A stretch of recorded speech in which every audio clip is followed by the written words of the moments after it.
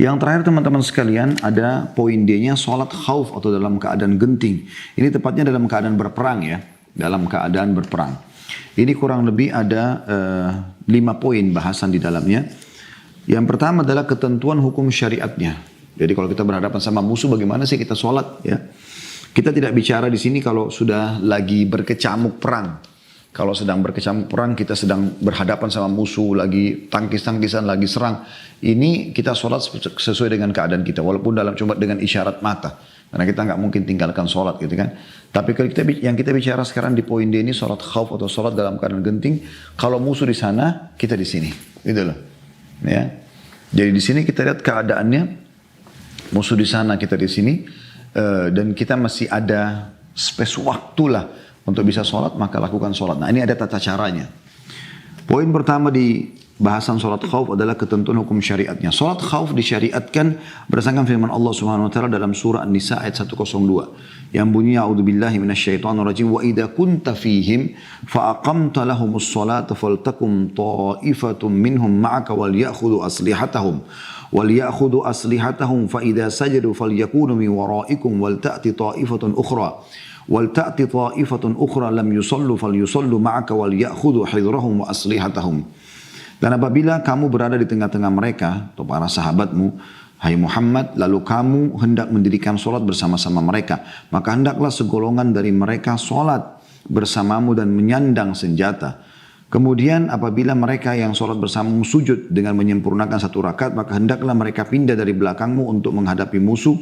Dan hendaklah datang golongan kedua yang belum sholat, maka sholatlah mereka bersamamu dan hendaklah mereka siap siaga dan menyandang senjata. Ini dasar hukumnya dulu. Kalau pernah terjadi, Nabi SAW sedang menghadapi musuh lalu beliau mau mengimami sholat dan ada tata caranya.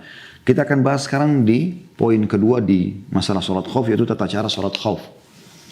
Mengenai tata cara pelaksanaan sholat khauf, terdapat sejumlah tata cara pelaksanaan yang berbeda tergantung pada berat dan ringannya kegentingan yang dihadapi.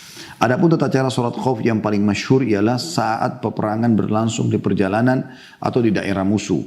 Di mana pasukan tentara dibagi menjadi 2 kelompok. Satu kelompok berdiri menghadap ke arah musuh dan satu kelompok lagi membuat saf di belakang imam. Dan mereka sholat bersamanya 1 rakaat. Lalu imam tetap dalam keadaan berdiri. Sementara kelompok tersebut menyelesaikan sholat mereka 1 rakaat lagi. Lalu salam. Kemudian kelompok tersebut menggantikan posisi kelompok yang satunya lagi yang menghadap ke arah musuh. Lalu kelompok yang digantikan membuat saf dan sholat bersama imam 1 rakaat. Dan imam tetap dalam keadaan duduk setelah rakaat ini. Sedang kelompok tersebut menyelesaikan sholat mereka 1 rakaat lagi. Lalu imam salam bersama mereka. Jadi kalau musafir, ya, kayak kita keluar ekspansi ke wilayah musuh misalnya. Kemudian ada musuh depan nih, mereka belum menyerang. Seperti ada kesepakatan, belum saling serang. Mungkin lagi surat menyurat gitu. Masuk waktu sholat duhur. Kita kan jamak, karena kita musafir. Jamak qasar, duhur asar. Maka caranya adalah pasukan dibagi 2. Misal anggap 100 ya. 100 maka 50-50 atau 200 pasukan misalnya. 100-100 ya. 100 pasukan menghadap musuh. 100 pasukan bersama imam. 100 pasukan bersama imam. Nah pasukan yang sholat bersama imam, begitu selesai rakaat pertama gitu ya, mereka ikut bersama imam, mereka sholat menyelesaikan rakaat kedua sendirian. Sementara imam masih berdiri. Kemudian mereka salam, yang 100 orang ini keluar menghadap musuh, yang belum sholat masuk, sholat bersama imam. Nah imam mengimami mereka, imam sekarang sudah rakaat kedua, makmumnya rakaat pertama, yang 200 kedua ya, sholatlah mereka. Imam tentunya karena sudah sholat rakaat kedua, dia harus tahiyat. Dia duduk tahiyat, nah makmum berdiri melanjutkan rakaat kedua. Imam tidak salam dulu. Mereka menyelesaikan 1 rakaat yang tersisa dari mereka, lalu tahiyat sama imam, lalu salam bersama imam. Nah ini kalau orang sholatnya jamak qasar. Kata beliau dalil yang menjelaskan mengenai keterangan tata cara sholat khauf di atas adalah hadis Sahal bin Abi Hathma radhiyallahu anhu yang pernah melaksanakan bersama Rasulullah SAW. Seraya beliau berkata, Anna ta'ifatan saffat ma'an Nabi SAW wa ta'ifatun wijahal adu. Fasalla billati ma'ahu raka'ah. ثم ثبت قائما وأتموا لأنفسهم ثم انصرفوا وجاه العدو وجاءت الطائفة الأخرى فصلى بهم الركعة التي بكيت من صلاتي ثم ثبت جالسا وأتموا لأنفسهم ثم سلم بهم. Satu kelompok membuat barisan bersama Nabi SAW dan satu kelompok lagi berdiri menghadap ke arah musuh. Kemudian kelompok yang membuat barisan bersama Nabi SAW sholat bersama beliau 1 rakaat. Jadi tadi imam berdiri, masuk 100 orang pasukan dulu, kalau 200 pasukan ya. Sholat dulu bersama imam. Ya. Maka bersolat bersama Nabi SAW 1 rakaat. Dan beliau tetap berdiri. Ya.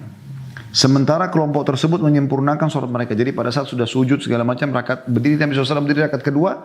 Nah, yang makmum membaca ayat, terus mereka ruku, sujud, selesaikan sholat mereka, salam. Nabi SAW masih berdiri di rakaat kedua.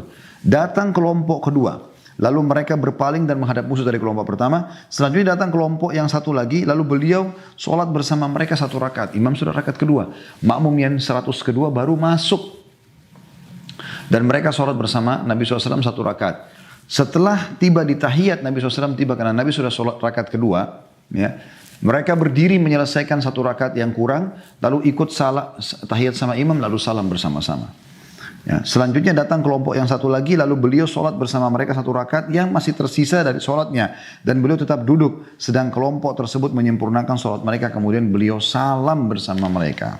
Hadis riwayat Muslim nomor 842. Poin ketiga dalam masalah sholat khauf adalah tata cara sholat khauf ketika peperangan terjadi di daerah sendiri. Tadi kan kalau kita musafir, sekarang kalau misalnya kota kita lagi diserang sama musuh, dan kita lagi berhadapan-hadapan sama musuh nih, gitu kan. Kalau tadi kan kita yang datang ke wilayah mereka, gitu ya, sehingga kita musafir. Sekarang kalau kita bukan musafir, kita mukim. Bagaimana caranya? Ini di poin ketiga. Kata beliau, jika peperangan berlangsung di daerah sendiri, di mana tidak dibolehkan mengqasar sholat, karena kita bukan musafir, hendaklah kelompok yang pertama mengerjakan sholat 2 rakaat bersama imam dan 2 rakaat lagi dikerjakan sendiri, sedang imam tetap berdiri. Selanjutnya kelompok kedua datang serta mengerjakan sholat bersama imam 2 rakaat dan imam tetap duduk. Sedangkan kelompok tersebut menyempurnakan sholat mereka 2 rakaat lalu imam salam bersama mereka. Jadi mirip tadi ya. Cuma bedanya kan misalnya sholat duhur 4 rakaat nih. Bagaimana caranya mereka sholat? Misalnya 200 pasukan, 100 hadap musuh, 100-nya ikut sama imam sholat duhur. Karena mereka mukim, bukan musafir. Mereka harus 4 rakaat duhurnya. Maka imam sholat bersama kelompok pertama sampai 2 rakaat.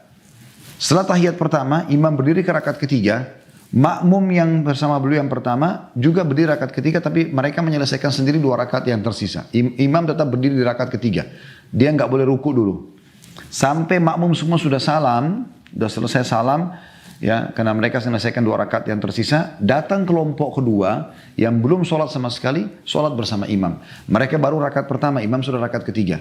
Lalu ikut berjamaah sama imam 2 rakaat, imamnya pas tahiyat terakhir, makmum kan baru 2 rakaat sekarang yang terakhir datang. Maka imam tidak salam dulu, membiarkan makmumnya menyelesaikan 2 rakaat yang tersisa, yang tertinggal. Kemudian mereka tahiyat sama imam, baru mereka salam bersama-sama.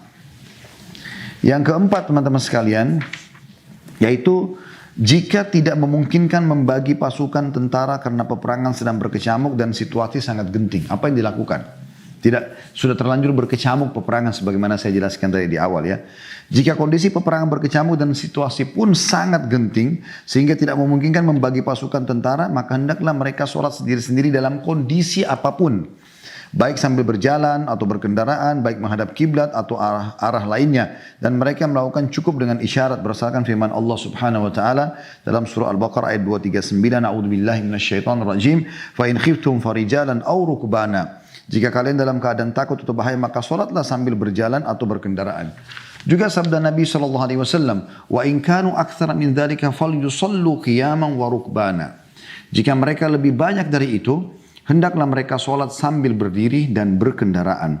Hadis riwayat Bukhari nomor 943. Adapun makna lebih banyak dari itu dalam hadis di atas adalah ketika rasa takut lebih besar dan peperangan sedang berkecamuk sehingga bercampur baur dengan musuh.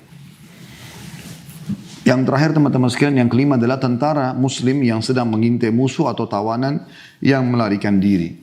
Bagi tentara muslim yang sedang mengintai musuh, artinya jadi mata-mata ya, dan ia merasa takut akan kehilangan jejaknya atau ia dikejar musuh dan merasa takut akan tertangkap, Hendaklah ia sholat dalam kondisi apapun, baik sambil berjalan atau berkendaraan, baik menghadap kiblat ataupun arah lainnya. Begitu juga dengan orang yang mengkhawatirkan keselamatan dirinya, binatangnya, dan lain-lain.